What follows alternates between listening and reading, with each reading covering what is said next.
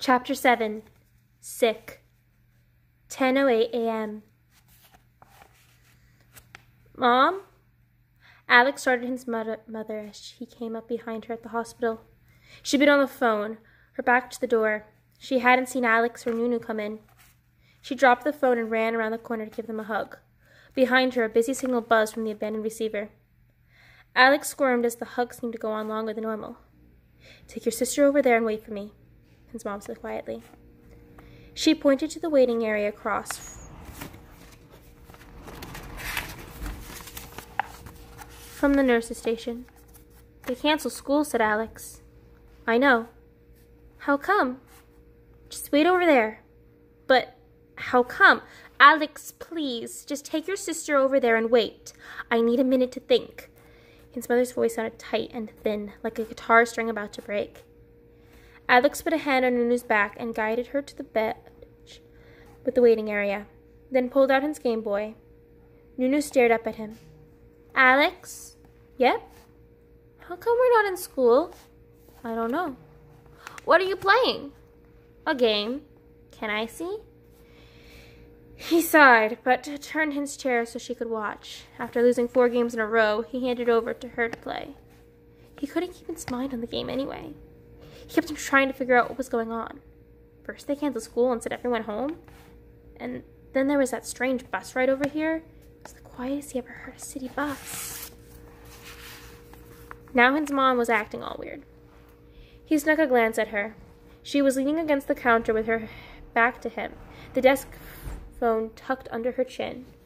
With another hand, she dialed her cell phone and then fumbled the phone and nearly dropped it. Even from across the room, Alex could see her hand was shaking. His mom turned and caught him staring. She forced a tiny, awkward smile, trying to reassure him, but Alex could tell something was up.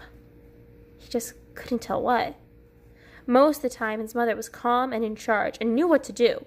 He had seen her mad, usually at him, and she has seen her impatient, usually with his dad. But she's never seen her like this. And it freaked him out a little. Alex watched his mother snap the phone shut in frustration, without reaching anyone. He wondered who she needed to call so badly. His mom turned to her supervisor, a solid woman with a jaw like a bulldog's. They seemed to be having an argument. His mom kept gesturing over towards the waiting room. Alex reached over and flipped the mute switch on the Game Boy. With the sound off, he could catch just bits and pieces of the conversation. "What am I supposed to do?" his mother asked. It was a back and forth that he missed. And then he saw the bulldog shake her head and, "I need you here. This could be a long night. Might get pretty ugly." His mom glanced his way. He twisted around and pretended to watch the Game Boy over Nunu's shoulder. A moment later, his mother appeared beside him. "Alex, I need you to take your sister home and stay there until I get off work tonight." Alex frowned. "Why?" She hesitated and then took a deep breath and spoke carefully, as if she rehearsed what she was about to say.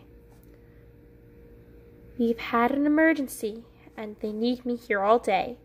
So, I need you to take Nunu straight home and wait for me there."